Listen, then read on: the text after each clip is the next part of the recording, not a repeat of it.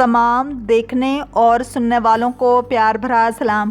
سجا قبیلہ بنو تمیم سے تعلق رکھتی تھی اور ماں کی جانب سے سلسلہ نسب قبیلہ بنو تغلب سے جا ملتا تھا جو اکثر مسیحی تھے۔ سجا خود بھی مسیحی تھی یا اپنے مسیحی قبیلہ و خاندان کی بنا پر مسیحیت کی اچھی خاصی عالمہ تھی۔ اس کا ایک منبر تھا اور وہ شعر و نثر میں اپنا کلام بدعوی آیات سناتی تھی۔ اس نے ایک مؤذن اور حاجب بھی رکھا ہوا تھا۔ سجا خدا کو رب السحاب یعنی بادلوں کا خدا کہتی تھی۔ یہ عورت انتہائی حسین و جمیل، فریب کار اور ہوشیار تھی۔ لوگ اس کے حسن خطابت کے بھی دیوانے تھے۔ سجا بنت حارث نے اعلان نبوت کے بعد کہا کہ وہ اپنی قوم کے لیے اس دنیا میں الگ بہشت بنائے گی جہاں حوریں اور غلماں بھی ہوں گے۔ اپنے اسی مقصد کی تکمیل کے لیے اس نے سب سے پہلے مدینہ منورہ پر حملہ کا ارادہ کیا، مگر اسے آخر دم تک حملے کی جرت نہ ہو سکی۔ ایک دن اس نے سوچا مسلمہ کذاب جیسا 100 سالہ بوڑھا نبوت کا دعویٰ کر کے با اقتدار بن گیا ہے تو مجھے بھی اپنی خوبیوں سے فائدہ اٹھانا چاہیے۔ جیسے ہی اس نے سید المرسلین صلی اللہ علیہ وآلہ وسلم کے وصال کی خبر سنی تو دعویٰ نبوت کر دیا۔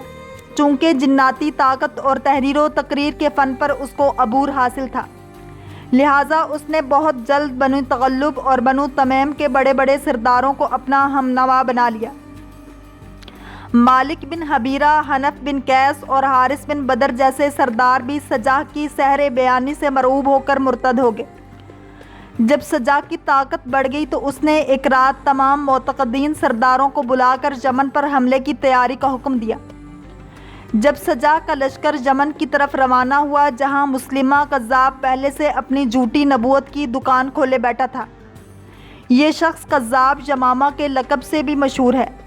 اس کی خود ساختہ نبوت کا فتنہ کافی عرصے تک رہا، جس کو بڑے بڑے صحابہ کرام نے اپنی جانوں کا نذرانہ دے کر جڑ سے اکھاڑ دیا۔ جس وقت اس نے نبوت کا دعویٰ کیا اس کی عمر 100 سال سے بھی زیادہ ہو چکی تھی۔ مسلمہ نے دربار نبوی صلی اللہ علیہ وآلہ وسلم میں حاضر ہو کر آپ صلی اللہ علیہ وآلہ وسلم سے عرض کیا کہ مجھے اپنا جانشین مقرر فرمائیں۔ اس وقت آپ صلی اللہ علیہ وآلہ وسلم کے سامنے کھجور کی ٹہنی پڑی تھی۔ آپ صلی اللہ علیہ وآلہ وسلم نے اس کی طرف اشارہ کر کے فرمایا، اے مسلمہ، اگر تم امر خلافت میں مجھ سے یہ شاخ خرما بھی مانگو تو میں دینے کو تیار نہیں۔ یہ جواب سن کر وہ مایوس لوٹ گیا۔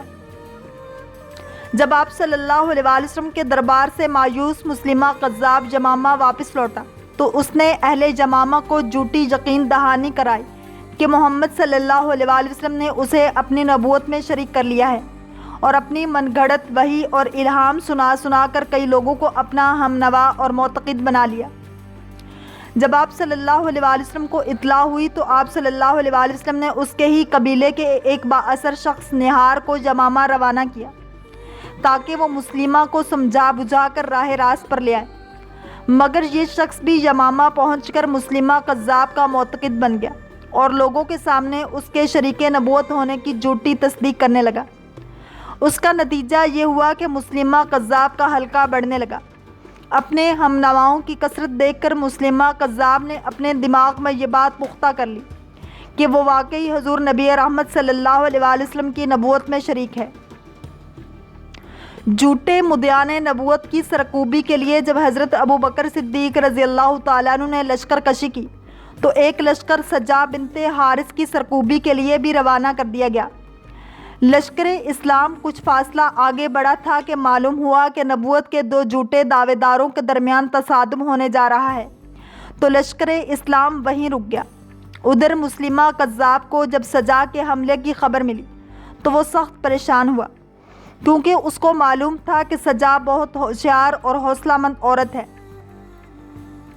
اس لیے اس نے کمال مکاری کا مظاہرہ کرتے ہوئے انتہائی قیمتی تحائف کے ساتھ راستے میں ہی سجا بنت حارث سے ملاقات کی اور اسے اپنے جال میں پھانس لیا، اور دونوں نے 3 دن تک مسلمہ کذاب کے خیمے میں اپنی اپنی نبوت پر بحث و مباحثہ کے دوران داد و عیش کے دور گزارنے کے بعد نکاح کر لیا۔ جب 3 روز بعد سجا نے اپنے معتقدین کو مسلمہ کذاب کے نبی برحق ہونے اور نکاح کی خبر سنائی تو بڑے بڑے سردار اس سے ناراض ہو کر الگ ہونے لگے اور دیکھتے ہی دیکھتے سجا بنت حارث اکیلی رہ گئی اور خاموشی سے اپنے نانہالی قبیلے بنی تغلب میں زندگی گزارنی شروع کر دی۔ جب امیر معاویہ کے زمانے میں 1 سال قحط پڑا تو انہوں نے بنی تغلب کو بصرہ میں آباد کر لیا۔ سجا بنت حارث بھی ان کے ساتھ یہاں آباد ہو گئی اور توبہ و استغفار کر کے دوبارہ مسلمان ہو گئی۔ انتہائی دینداری، پرہیزگاری اور ایمانی کیفیت میں ان کا انتقال ہوا۔ بصرہ کے حاکم اور صحابی رسول صلی اللہ علیہ وآلہ وسلم سمرہ بنت جندب نے ان کی نماز جنازہ پڑھائی۔ واللہ تعالی عالم ورسولہ عالم۔